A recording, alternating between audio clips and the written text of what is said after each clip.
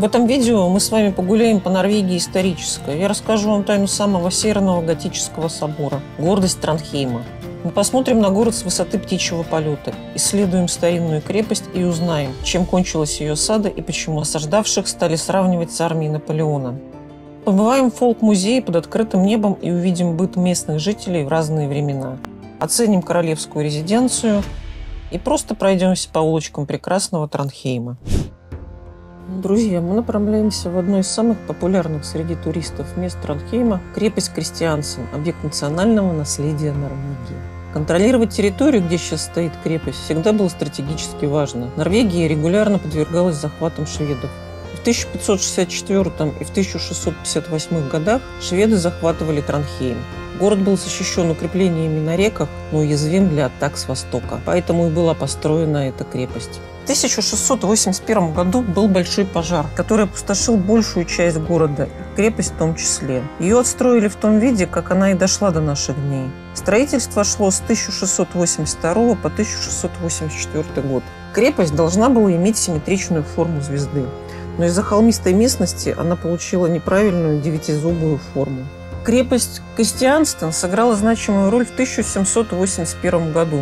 Тогда шведский король Карл XII в очередной раз попытался завоевать Норвегию. Крепость выстояла. Кроме норвежских войск, сопротивление оказали и местные сельские жители. Осада сорвалась, так как наступила зима, и шведская армия страдала от холода и голода. Войскам пришлось отступать. Их бедствия часто сравнивали с отступлением Наполеона из Москвы.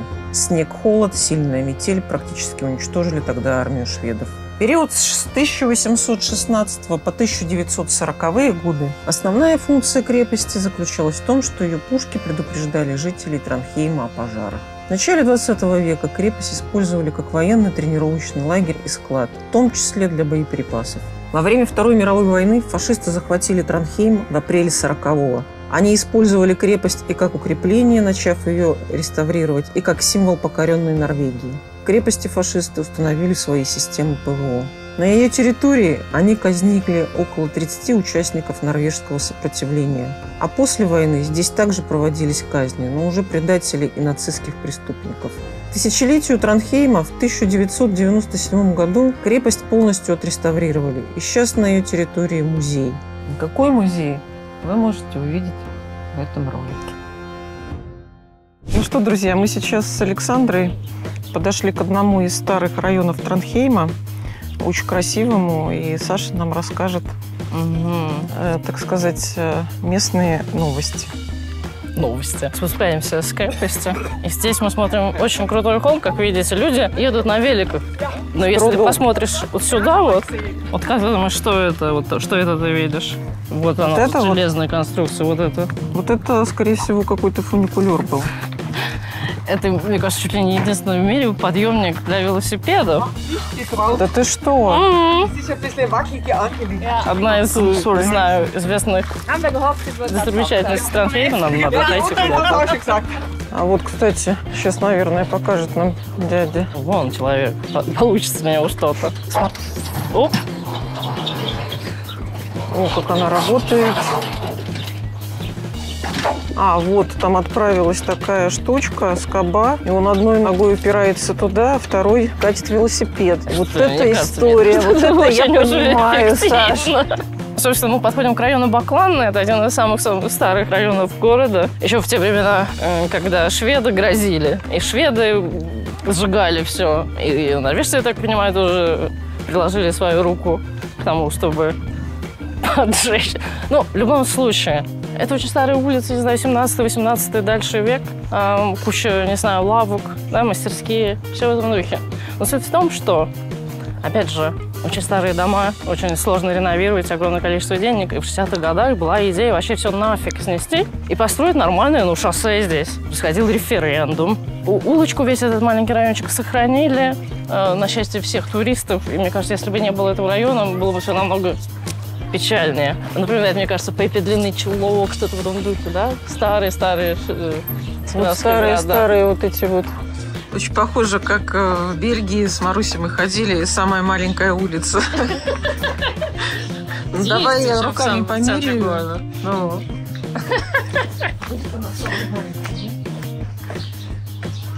Ну нет, не самая маленькая. Удивили вы. Это нарекание до этого очень опасное. Очень всегда был много случаев пьяные падают в нее. Ну вот показано, кстати, знак, что водоворот. И, кстати, висит сразу же спасательный круг. Саш, холодная вода? Ну да. Хотя нет, вполне. Я бы окунулась. Да ладно. Да. Продолжаем прогулку по Транхейму. Старый мост. Сейчас мы смотрим. Открываются нам классические виды Транхейма на всех открытках. Вот он, Нихавн. Как в Копенгагене.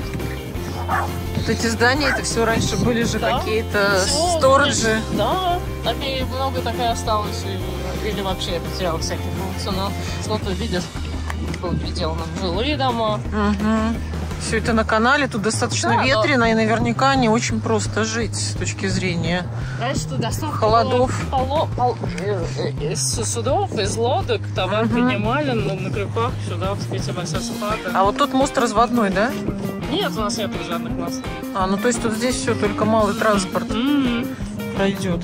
Там какие-то, мне кажется, мачты видно далеко. Ну, очень красиво. Очень крутое место. Самое открыточное в Транхейме. Давай-ка здесь засолпачимся. Сейчас мы с вами в Народном музее Сверисберг Трёнделаг. Это фольк-музей под открытым небом. Музей основан в 1909 году. Просто тогда группа энтузиастов решила собрать здания и предметы этой местности. Сама территория – это руины средневекового замка короля по имени Свере. И если вас зовут Свере, вход в музей для вас бесплатный. В музее более 60 исторических зданий, которые должны бы снести, но их бережно собрали здесь для сохранения памяти. В каждом здании собраны разные предметы быта. Можно посмотреть, как люди жили и работали, о чем думали, что было им важно. Вообще коллекция музея – это более 300 тысяч разных экспонатов. Я не первый раз в этом музее. Когда я попала на территорию, мне показалось, что я перенеслась в другой мир. Здесь можно увидеть старинное почтовое отделение связи с той первой аппаратурой для телефонии, практически доисторической. Нет ответа. Алло, это черепаха? Ой. Интересная продуктовая лавка с кассовым аппаратом, как из старого кино.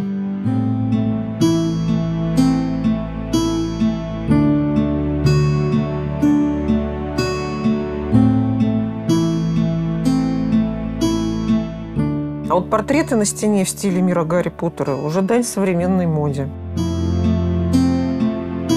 Профессиональный интерес связан, конечно же, с лавкой аптекаря.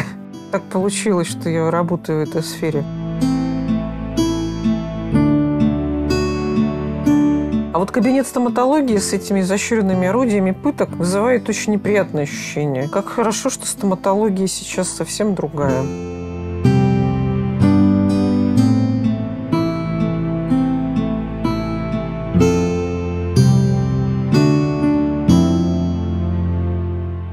Очень крутое фотоателье. Сколько людей было в таком. Мы туда тоже пофоткались. Ну, конечно же, вязаная одежда в норвежском стиле. Это же очень модно до сих пор. У меня такая есть в гардеробе. Кстати, посмотрите, какие цветы. Это вот, как всегда, северная природа отдает максимум красок. Вот эти яркие желтые, лиловые шмелечечки опыляют, детки. Вот так ходишь, смотришь на быт. Здесь белье сушится. Не буду своими разговорами мешать вам смотреть экспонаты музея. Просто полюбуйтесь сами.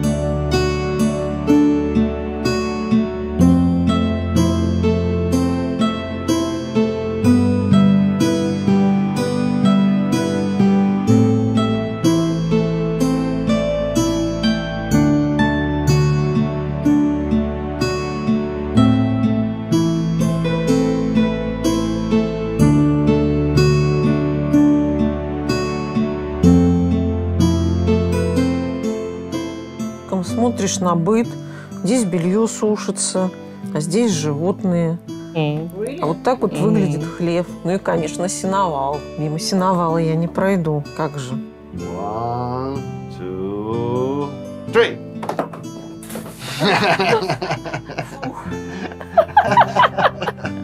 Ну так вот, знаете, в моем возрасте.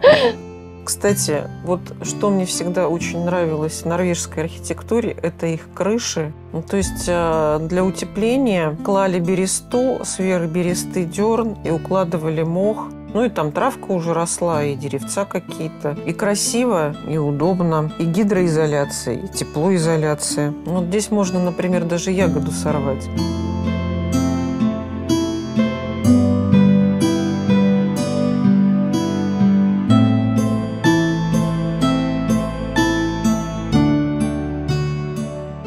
А вот и сами руины замка короля Свёре. Самый древний экспонат музея – крохотная церковь Халтдален. Только задумайтесь, 12 века.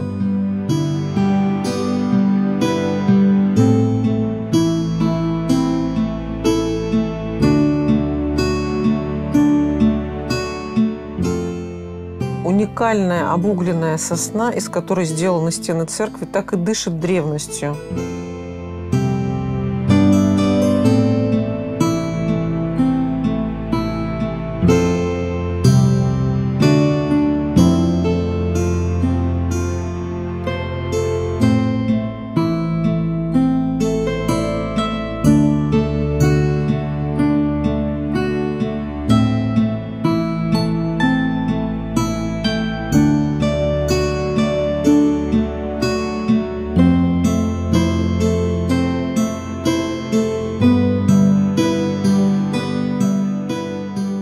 Друзья, за эту небольшую прогулку мы увидели и национальные наряды, и предметы мебели, старинную утварь, посуду, другие экспонаты, здания. Целое наследие этой прекрасной северной земли.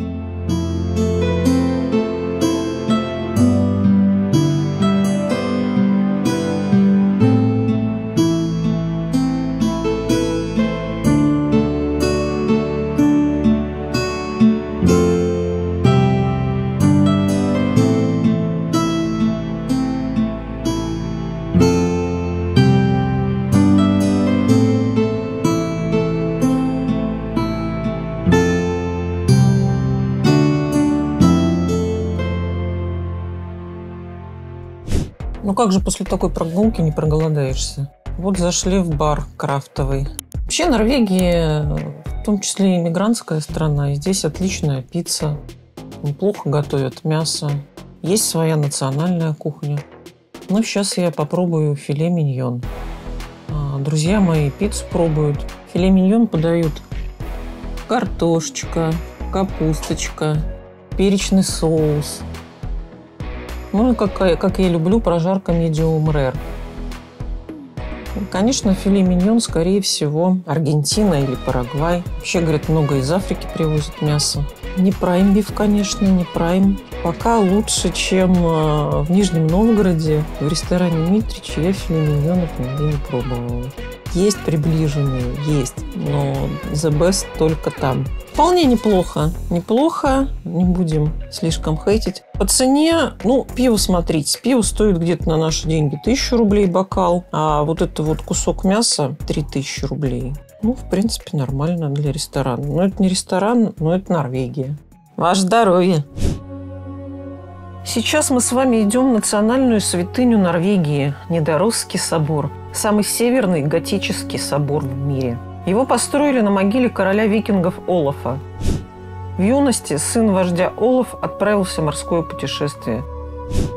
Он побывал в Англии, во Франции и принял христианство. Вернувшись, Олаф решил объединить норвежские земли в одно христианское королевство. То есть Олаф принес христианскую веру на земли Норвегии. И в 1024 году христианство стало единственной религией здесь.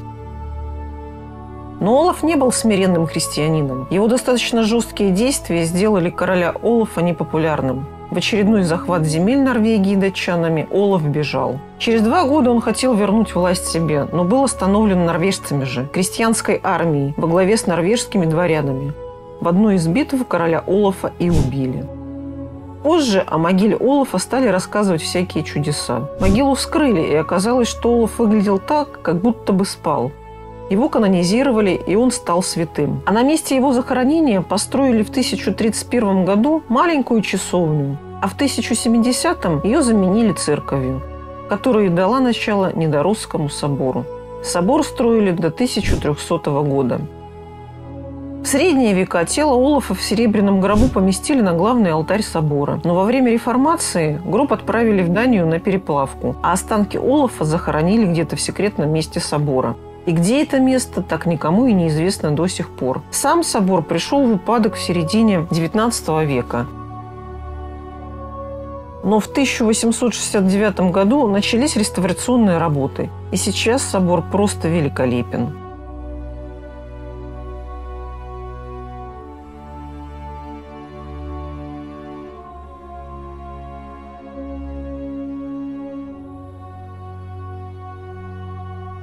Вообще какая красота. Фотографии.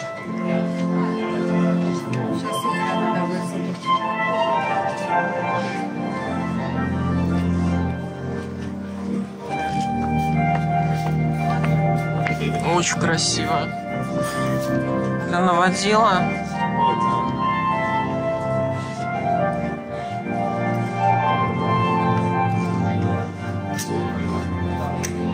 Такие своды, витражи, очень готические.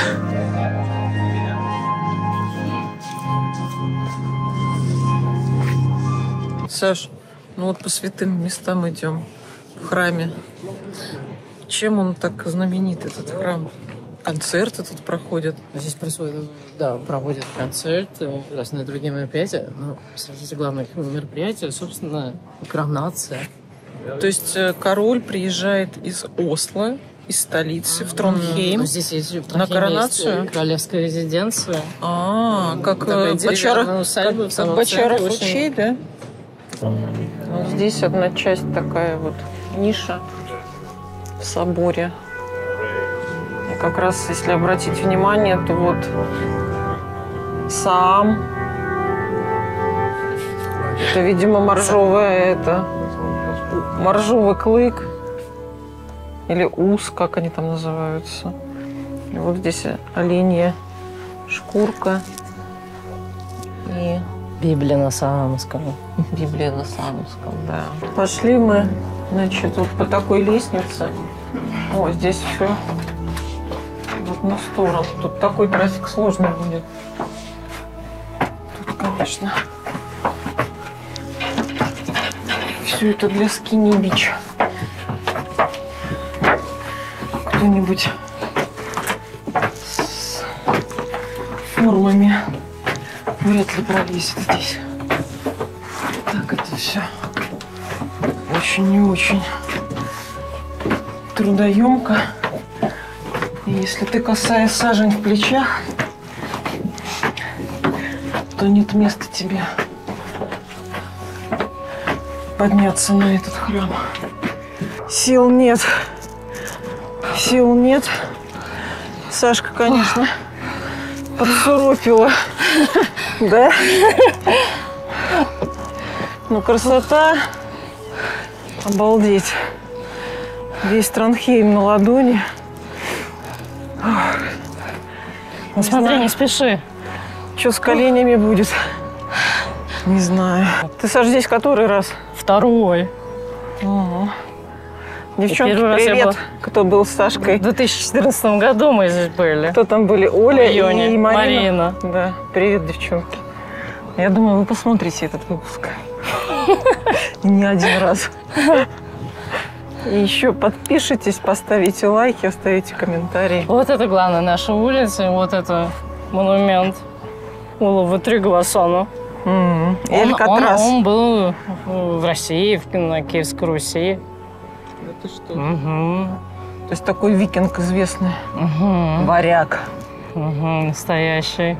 В общем, такая лестница тут Как будто бы меня вовнутрь рапана засунули или какой-нибудь другой улитки. Не знаю, что там с коленями будет. Но экскурсовод типа предупредил. Кто с хардатаками, с коленями, идите в конце. Ну, я, естественно, пошла первая. Вот. Вот теперь первая возвращаюсь. Называется «Время первых». Вот такие тут ступеньки. Почувствуй себя в средневековье или там позднем средневековье называется. Но мы же не ищем легких путей. Нам что-нибудь посложнее надо, подороже. Вообще, на самом деле, это все очень интересно и прикольно, и красиво. И ты получаешь много новой информации. Не жалейте денег, путешествуйте. Путешествуйте вкусно тоже обязательно. Ну вот от храма идем по центральной улице к площади Ленина. Как она называется в Тронхейме? Смотри, это типа торговая площадь. Торги. Торги, плац. Ну, здесь рынки эти всякие фермерские. Ярмарки проходят, да? Ярмарки, да. А они по На субботам? Рождество здесь колесо обозрения устраивают. Лунопарк, наверное, ставят. Ну, не лунопарк, здесь нет места для лунопарка, но для колеса обозрения маленького достаточно. День города есть такое понятие? Нет. То есть основной праздник – это День независимости, 17 мая, да, когда все наряжаются, национальные костюмы, все самое лучшее достают из чемоданов, потом вечером празднуют дома. Почему вечером? Утром же парады все начинают. С утра Какие всё вечером? начинается. Бухать рано начинают. На чем-то. Что, бухают пиво в основном или кто Ну, что любит? блин, это же День независимости, шампанское, клубника. Да ты что? Стелла с каким-то средневековым воином. Тоже видно иностранцы тоже здесь. Иммигранты многочисленные с детьми. Много иммигрантов в Тронхейме? Ну да, как и в любом большом городе. Кстати, мы сейчас подходим К дворцу, к Королевскому дворцу в Тронхейме. Когда король к нам наезжает, он останавливается, конечно же, здесь. А так-то обычно здесь устраиваются всякие ивенты для лучших людей города. Там есть летний сад. ну вот тут гости. То есть все залочено. Ну, как тебе Но дворец? при этом в центре города здесь нет никакой охраны. Но они прямо пытаются его сохранить. Видишь, даже по окнам видно. И вот прям вся улица идет, как видишь, ее видно Красиво. так от раз сразу Мунхольмен.